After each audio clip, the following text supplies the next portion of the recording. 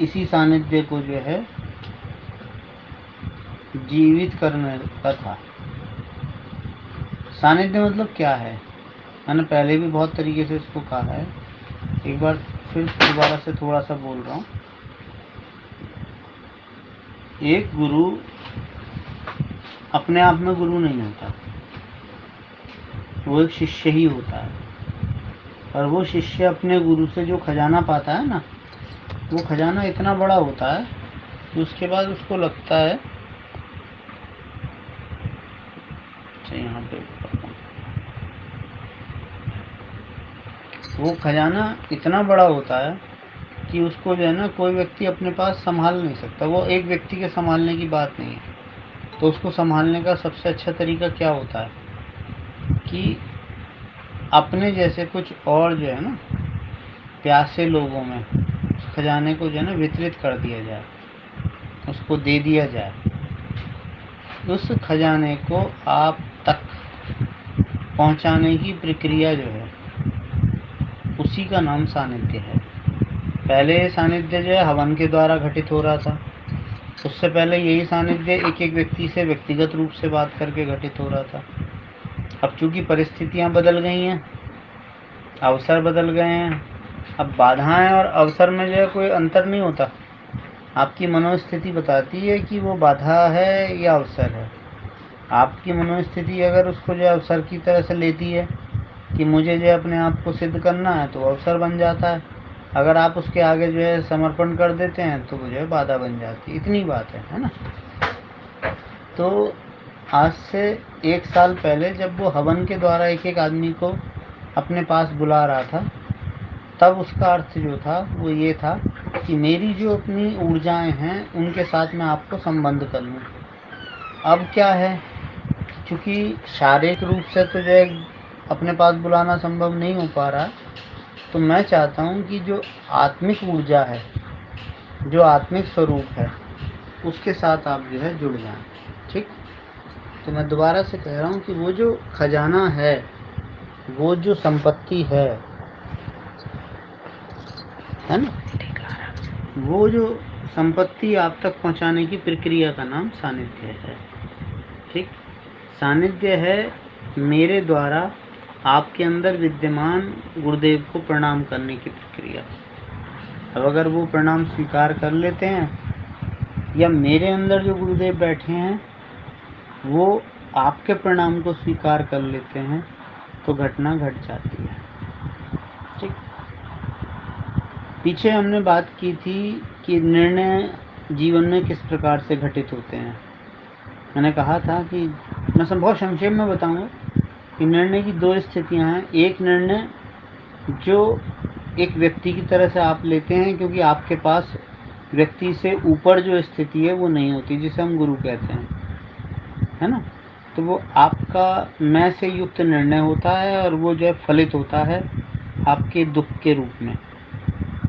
आप कई बार जो है ना बहुत बड़े दुखों को भी सुख की तरह से स्वीकारते रहते हैं। जैसे कोई व्यक्ति जो है ना कार खरीदता है, वो उसका सुख हो जाता है।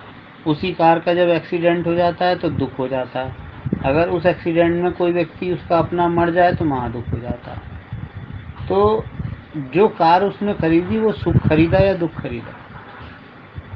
जीवन तय करता है कि आप किसे सुख समझ रहे हैं। वो सुख की तरह से आपके साथ रहेगा या महादुख की तरह से आपके जीवन में घटित हो जाएगा। मगर आपका जो निर्णय, चूंकि व्यक्ति का निर्णय है, वो मैं से युक्त है। फिर एक निर्णय होता है जो गुरु का निर्णय होता है। वो या तो ये कह लो कि परम मैं से युक्त होता है कि उसके अतिरिक्त दूसरा कुछ होता ही नहीं, या ये कह लो कि वो दुख और सुख के पार से निर्णय आता है, वो आपको वहीं ले जाने की कोशिश करता है। ठीक। तो जिसके पास गुरु है वो निश्चिंत रहे, उसके पास अपने गुरु से पूछने की स्वतंत्रता है। जिसके पास गुरु नहीं है उसे गुरु की खोज में जाना चाहिए। ये हमारी पिछले हफ्ते की बात थी। ठीक। इस हफ्ते की हमारी बात क्या है? मैं अपनी बात नहीं कहूँगा, मैं आपकी बात नहीं कहूँगा, मैं बात करूँगा हमारी। थोड़ा सा लाइटिंग है।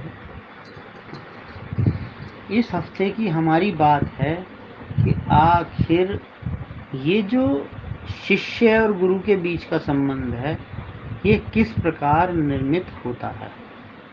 मेरी बात पे दुआ समझ लेना। आखिर ये गुरु और शिष्य का जो संबंध है, ये किस प्रकार से निर्मित होता है, उसके बारे में बात करने की कोशिश करूँगा। कोशिश ही की जा सकती है भैया।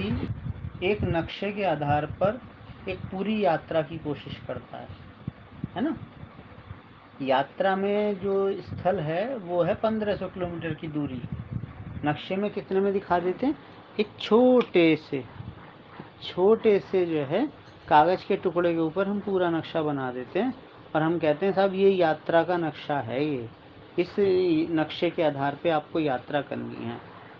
अब 1500 किलोमीटर की यात्रा है और नक्शा है आपका कितना, ज़्यादा से ज़्यादा 12 इंच के कागज़ पे आप एक नक्शा बना लेते हैं, है ना भैया। मेरा मैथमेटिक्स थोड़ा वीक है भैया, तो अपने हिसाब से एडजस्ट कर लेना, है ना। जीवन का गणित पढ़ा, जो ये बाहर वाला गणित नहीं, थोड़ा कमज़ोर रह गया। तो एक आपके 12 इंच बाई जो है 8 इंच के कागज़ के ऊपर हम 1500 किलोमीटर की यात्रा का नक्शा बना लेते हैं। तो हम एक बार फिर से एक नक्शा खींचने की कोशिश करते हैं, है ना, कि किस तरह से एक व्यक्ति की गुरु तक की यात्रा होती है। पहले जो व्यक्ति जो किसी गुरु के पास जाता है, तो वो गुरु तो होता नहीं उसके लिए।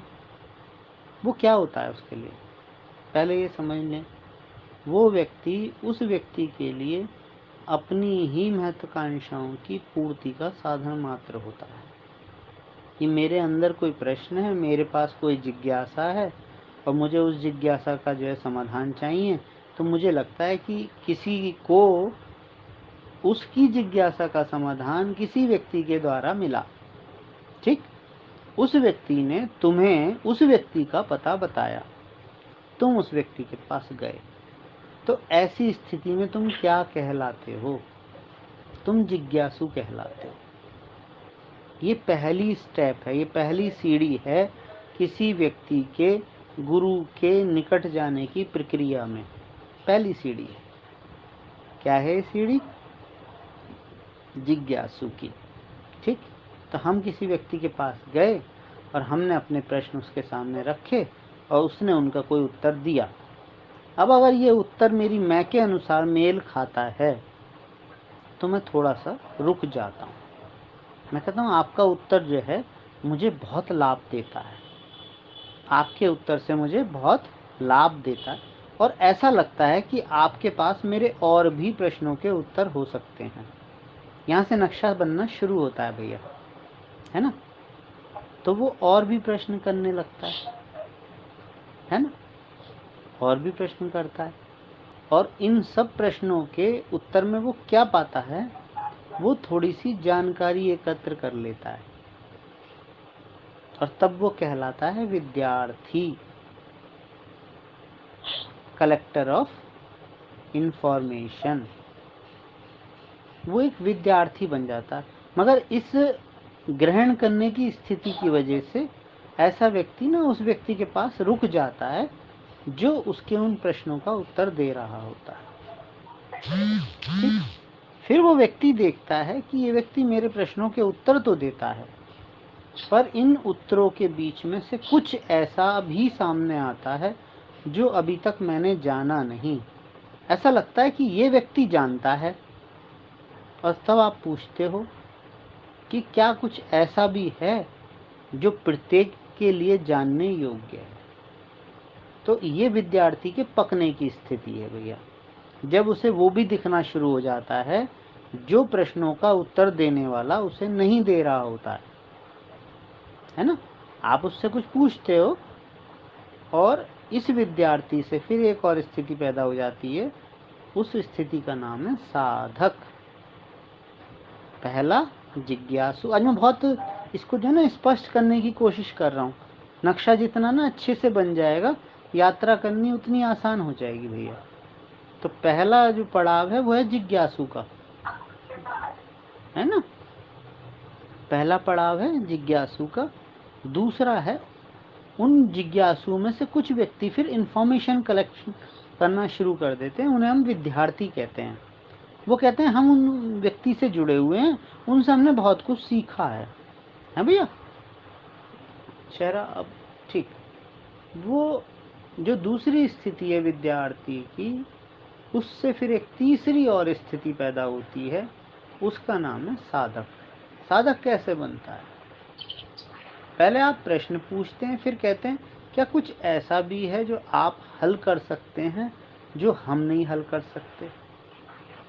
इनको हम कहते हैं जीवन की समस्याएं और उनके हल से प्राप्त रूपांतरण, है ना।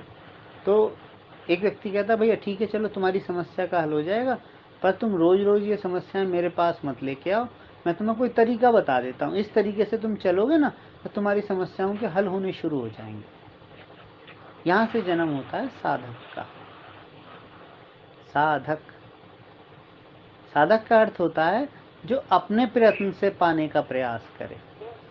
हाँ, है ना। हाँ, जो अपने प्रयास से पाने का प्रयास करे, अपने प्रश्नों के उत्तर जो स्वयं के प्रयास से पाने का प्रयास करता है, उसका नाम है साधक। ऐसा साधक जब जो है धीरे धीरे इस जीवन के पार की ध्वनि को सुनने लगता है, तो जिसके द्वारा वो सुनता है उसमें विश्वास स्थिर होना शुरू हो जाता है। जब ये विश्वास स्थिर होना शुरू हो जाता है, तब वो व्यक्ति किसी क्षण में शिष्य होने की तरफ बढ़ता है। शिष्य का अर्थ है कि जिसके सारे संदेह नष्ट हो गए हों। दोबारा बोलता हूँ, शिष्य का अर्थ है जिसके सारे संदेह नष्ट हो गए हों। साधक का अर्थ है जो अपने संदेह का समाधान चाहता है और उस प्रक्रिया, उस विधि, उस उपाय, उस मार्ग पर चलता है, उसका नाम है साधक। ठीक। और फिर शिष्य, ऐसा व्यक्ति जिसके सारे संदेह नष्ट हो गए हों, उसका नाम है शिष्य। तब दीक्षा फलित होती है। दीक्षा का अर्थ क्या है? जो दिए जाने योग्य है। यहाँ तक जो भी कुछ दिया जा रहा है वो योग्य नहीं है, क्योंकि सब माया का हिस्सा है, इसलिए उसका कोई महत्व नहीं है। आपको धन दे दिया गया, आपको पद दे दिया गया, आपके कोई मार्ग में जो बाधा आ रही थी उसको दूर कर दिया गया, कोई तांत्रिक, मांत्रिक, यांत्रिक स्थिति थी उसको दूर कर दिया गया, है ना। तो ये सब किया तो गया, मगर ये सब किया गया ताकि जो है आपके अंदर का विश्वास दृढ़ हो सके कि इस संसार से परे भी कुछ है जो इस संसार को लेकर चलता है। शिष्य का मतलब ये है जिसके संदेह अब जो है गिर गए। वो व्यक्ति कहता है अब आप मुझे वो प्रदान कीजिए। अनुभव होना शुरू होता है कि जिस व्यक्ति को मैं व्यक्ति मानकर अब तक चल रहा था, वो व्यक्ति ही मेरा ईश्वर है। अब भक्त का उदय होता है। अब भक्त का उदय होता है और भक्त की जो है स्थिति ही अंतिम स्थिति है। ऐसे व्यक्ति के हृदय में ना तो संदेह का कोई जो है बीज शेष रह जाता है, वो स्पष्ट रूप से ईश्वर को अपने अंदर उतार लेता है। तभी वो कह पाता है कि जिसके द्वारा मैंने ईश्वर को पाया वो स्वयं ईश्वर है, मेरा गुरु ईश्वर है, मेरे गुरुदेव भगवान हैं। तो ये एक नक्शा है। इस नक्शे का अंतिम जो हिस्सा है वो भगवान है, मगर इसकी प्रारंभिक स्थिति जो है वो एक जिज्ञासु की तरह शुरू होती है। जिज्ञासु से विद्यार्थी की तरफ वो बढ़ता है, विद्यार्थी से एक साधक के रूप में उसका जो है नवीनीकरण होता है, साधक से वो शिष्य बनता है और शिष्य से एक दिन वो भक्त हो जाता है। और भक्त होकर जब वो इस संसार को छोड़ता है तो एक वो जो है स्वयं ईश्वर हो जाता है। इसी प्रकार से सनातन परंपरा के अनुसार हमारे भगवान हैं। ये मैं इसलिए भी बता रहा हूँ क्योंकि कई बार प्रश्न उठता है हमारे इतने भगवान क्यों हैं। ये सब वो परम चेतनाएं हैं जिन्होंने अपने अंदर ईश्वर को प्रकट कर लिया और हमारे लिए उस परम परमात्मा निराकार ब्रह्म को पकड़ने के लिए, अपना संपर्क बनाने के लिए, पहुंचने के लिए यही व्यक्ति जो है एकमात्र जो है उपाय है। इसको हमने भगवान कहा। भगवान उस व्यक्ति को कहते हैं जिसके अंदर परमात्मा उतर जाता है। परमात्मा और भगवान दो स्टेज हैं। एक व्यक्ति जिसके अंदर परमात्मा का प्रकटीकरण हुआ है वो भगवान है, और वो अनंत परमात्मा जो सदा सर्वथा सर्वत्र मौजूद है वो परमात्मा है। ठीक है, तो ये एक पूरा नक्शा है जिसके ऊपर ये है आप लोगों को काम करना होता है। दूसरा एक नक्शा, इसके ऊपर मैंने कुछ बच्चों से बात की थी, जो है मार्ग, कि आखिर इस पूरे मार्ग तक पहुंचने का तरीका कैसे है। तो जिसको हम कहते हैं जप, शिव पुराण में भी 3 प्रकार से मार्ग को पूरा करने का उपाय बताया गया है, जिसमें उन्होंने कहा है मनन, मनन, कीर्तन और श्रवण। उसी को सुनो, उसी को कहो और अपने हृदय में उसी का चिंतन करो। चिंता नहीं करो, चिंतन करो। तो चिंतन का उपाय है जप। जप अपने आप में ना एक शॉर्ट फॉर्म है जिसके द्वारा पाप से पार जाया जा सके, उसे जप कहते हैं। भैया बहुत सरल करने की कोशिश कर रहा हूँ, समझे। जिसके द्वारा पाप के पार जाया जा सके उसे जप कहते हैं। अब ये जप का एक जो है नक्शा है, ये नक्शे इसलिए बता रहा हूँ क्योंकि चलने में आसानी होगी, आपको याद रहेगा। जब कभी कभी याद आ जाएगी मेरी बात कि हाँ मेरे भैया जी ने, मेरे मित्र ने, मेरे गुरुजी ने, जिसका जैसा भाव है ना, तो उन्होंने कहा था ये मैं यहाँ तक आ गया और मुझे अभी इससे आगे जाना है। तो जप का नक्शा क्या है। पहला जप का अर्थ है वाचिक। वाचिक का मतलब जीव के द्वारा, जिसमें जीव और होठ दोनों का प्रयोग होता है, उसे हम वाचिक जाप कहते हैं। डाटा खत्म हो गया, कैंसिल कर दो वो 50% है ना भैया। जिसमें जीव और ओठ का प्रयोग होता है उसे हम वाचिक जाप कहते हैं। ऐसे जाप का स्थान विशेष के अनुसार अलग अलग फल होता है। घर में 1 गुना होता है, मंदिर में 10 गुना होता है, नदी तट पर 100 गुना होता है, और किसी सिद्ध स्थल पर किया हुआ वाचिक जप 1000 गुना फल प्रदान करता है। ठीक है भैया। इसके बाद दूसरी स्थिति है, उसको हम बोलते हैं उपांशु, अर्थात होठों का तो प्रयोग किया जाए किंतु कंठ और जो है जीभ का प्रयोग ना किया जाए, ध्वनि बाहर ना जाए। ऐसा जाप जिसके करने से बराबर में बैठे हुए व्यक्ति को भी पता ना चले कि ये व्यक्ति कोई जाप कर रहा है, उसे हम उपांशु जाप कहते हैं। ठीक, इस जाप का 10 गुना फल होता है। अगर आप घर में बैठ के करते हैं तो 10 गुना होता है, मंदिर में बैठ के करते हैं तो 100 गुना होता है, नदी के किनारे बैठ के करते हैं तो 1000 गुना होता है, और किसी सिद्ध क्षेत्र में करते हैं, सिद्ध स्थान पर बैठ कर करते हैं तो 10,000 गुना फल होता है। ये शास्त्र प्रमाण हैं, मेरे जो अपने अनुभव हैं वो भी बताऊंगा। ठीक, उसके बाद है मानसिक जाप। मानसिक जाप का मतलब होता है ऐसा जाप जो केवल श्वास के साथ किया जाता है, उसे मानसिक जाप कहते हैं। ठीक, मानसिक, इसका फल 100 गुना कहा गया है। घर में बैठकर करेंगे तो 100 गुना होता है, मंदिर में बैठकर करते हैं तो 1000 गुना होता है, नदी क्षेत्र पर बैठकर, नदी के किनारे बैठकर करते हैं तो 10,000 गुना होता है, और सिद्ध क्षेत्र में, सिद्ध स्थल पर किया हुआ जो है मानसिक जाप 1,00,000 गुना फल प्रदान करता है। ठीक, इसके बाद है अजपा। अजपा जाप और मानसिक जाप में बहुत बड़ा फर्क है और बहुत छोटा फर्क है। जैसे मानसिक जाप हमें करना पड़ता है, उसमें कर्ता मौजूद होता है।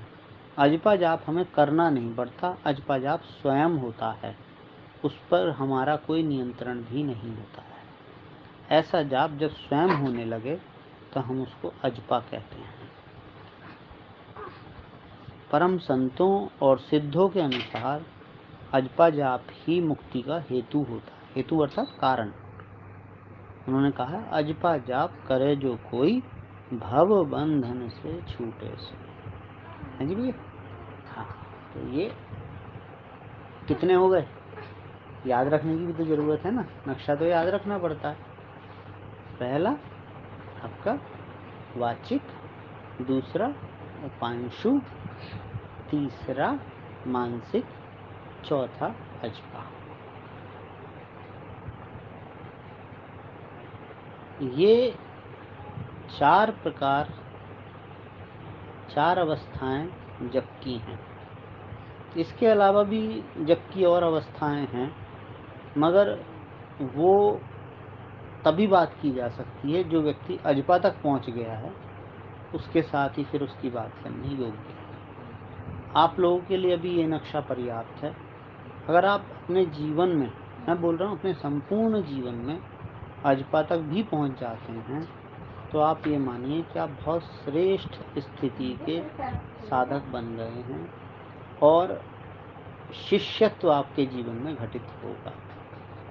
ये दोनों अलग अलग नक्शे हैं, मगर ये दोनों नक्शे एक दूसरे के सहायता से ही काम करते हैं, समझ लेना।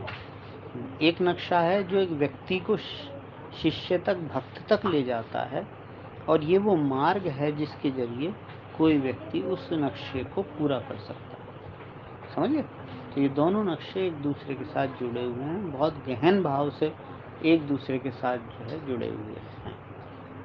आप सबके लिए मेरी हृदय से यही कामना है कि इस कोरोना काल का, जिसको हम ये मान रहे हैं कि ये तो बहुत ही बुरा समय है, ऐसा समय तो नहीं आना चाहिए था, तो मैं फिर कहूँगा, अगर आप इसे बाधा समझते हैं तो ये सच में बहुत बुरा समय है और ये समय नहीं होना चाहिए, है ना।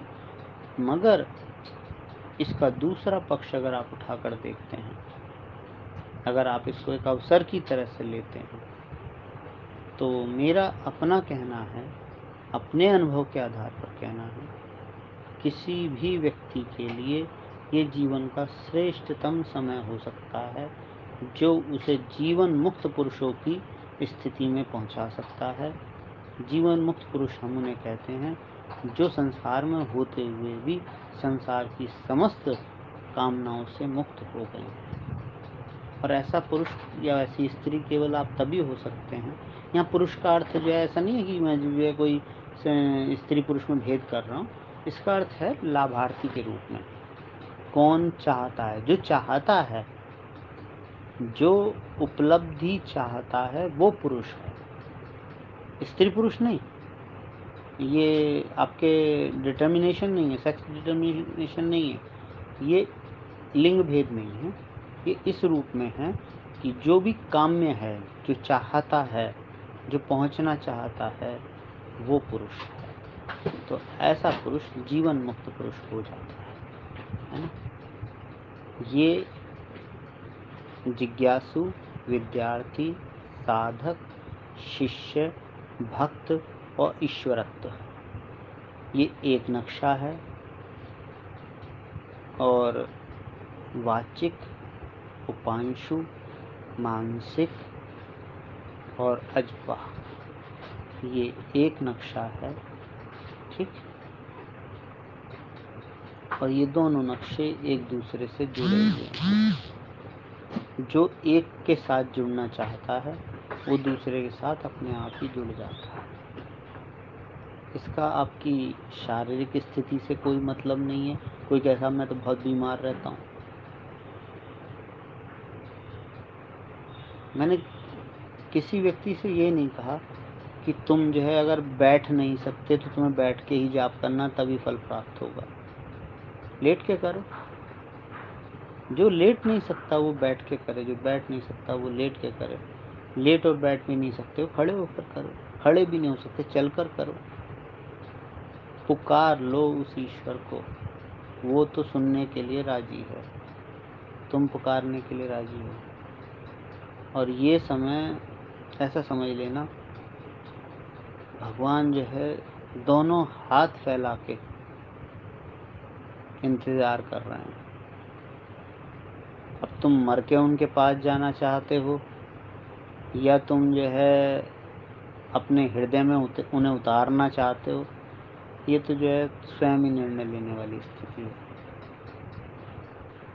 5,65,000 व्यक्ति अब तक कोरोना से इस धरती से जा चुके हैं। कितने अभी जाने को शेष हैं, किसी को नहीं पता। जो लोग ये कह रहे थे कि नहीं अब ये सब जून तक सब निबट जाएगा, अभी कल मैं देख रहा था तो 70,000 मरीज केवल जो है अमेरिका में एक दिन में बढ़े हैं। हम भी ज़्यादा पीछे नहीं हैं, 28,200 मरीजों के साथ हम भी साथ हैं। आज विश्व मानचित्र पर कोरोना के सबसे ज़्यादा मरीजों में हम जो तीसरे नंबर पे आ गए हैं, 8,49,000 मरीजों के साथ, है ना। और जैसा मैं देख पा रहा हूँ, अगर वही सच होने वाला है तो ये संख्या करोड़ों में पहुँचेगी। भारत में नहीं, दुनिया में भी करोड़ों की संख्या में मरीज होंगे। क्योंकि जिसे हम वैक्सीन कह रहे हैं, उस वैक्सीन को भारत में, पूरे भारत में, सिर्फ भारत की बात करूँगा, पहुँचाने में ही हमको जो है 15 से 16 साल लग जाएंगे, प्रत्येक व्यक्ति तक वो वैक्सीन पहुँचाने में। समझ लेने वाली बात। विश्व तो अपने स्तर पर जैसे चिंतन करेगा वो अलग बात है, वैक्सीन आने के बाद की बात कर रहा हूँ। ये एक ऐसी स्थिति है कि जो किसी दूसरे के द्वारा नहीं दबाई जा सकती, ये खुद ही हल होने वाला प्रश्न है। अब ये हम लोगों का जीवन है कि हमारे पेपर में ये आउट ऑफ सिलेबस क्वेश्चन आ गया है, समझ रहे हैं ना। तो इस क्वेश्चन का तो आंसर हमारे पास नहीं है, तो आवश्यकता है कि हम बाकी सारे प्रश्नों को बहुत अच्छे से हल करें ताकि इस परीक्षा में पास हो सके। एक और बात मैं कहना चाहता हूँ, ये मेरी अपनी अल्पज्ञता है कि बिना विषय के बात करना थोड़ा कठिन होता है, या फिर मैं बिल्कुल मूल विषय पे बात करता हुआ चला जाता हूँ। तो कई बार ऐसा होगा कि आप ये कहोगे कि इससे हमें क्या लाभ होगा, है ना। लाभ और हानि से ऊपर उठकर जीवन को उसकी पूर्णता में पाने का मार्ग है गुरुदेव का ये मोहन सदगुरु मार्ग। अब आप कितना अपने आप को दे देते हैं, उतना आपको मिल जाएगा। एक व्यक्ति बिल्कुल किनारे से होकर गुजरता है और उससे नदी के आसपास जो ठंडी ठंडी हवा चल रही होती, बस वो प्राप्त होती है।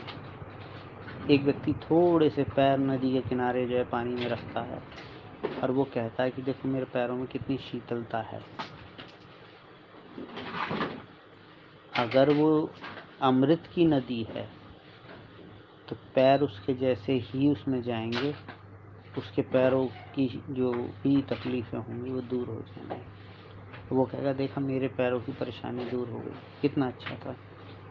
एक व्यक्ति और हिम्मत करता है और वो घुटने घुटने उस पानी में खड़े हो जाता है और वो कहता है कि मेरी जन्मों जन्मों की जो विश्रांति थी वो मुझे प्राप्त हो गई, है ना। मगर एक व्यक्ति क्या करता है, वो पूरा ही उस नदी में डूबता है और उसकी पूरी जो है कायाकल्प हो जाता है। तो ये हमारा प्रयास तय करेगा कि हमें क्या प्राप्त होगा। मेरा संकल्प है कि मेरा प्रत्येक शिष्य जो 31 माला मेरे द्वारा दिए हुए मंत्र की रोज कर रहा है, उसे मुझसे भी 31 माला रोज प्राप्त होंगे। तो कौन इतनी मेहनत कर रहा है वो निश्चिंत रहे, उसे मुझसे उसका हिस्सा मिल रहा है, कि उसका मेरे प्रति प्रेम है, कि वो मेरी आज्ञा मानकर जो 31 माला का जाप रोज कर रहा है, तो मुझसे 31 माला उसे निस्संदेह प्राप्त होंगी ही। अब ऐसा कोई व्यक्ति है जिसका प्रेम जीवन के आखिरी क्षण तक मुझसे जुड़ा हुआ होगा, जो मेरी ही याद में इस शरीर को छोड़कर जाएगा, तो निस्संदेह वो वहीं जाएगा जहाँ मैं जाऊँगा। ये मेरे संकल्प हैं। ये 2 संकल्प हैं और एक तीसरा संकल्प है, वो व्यवहारिक संकल्प है। मैं शरीर में रहूं ना रहूं, आज चला जाऊं या 100 साल बाद जाऊं,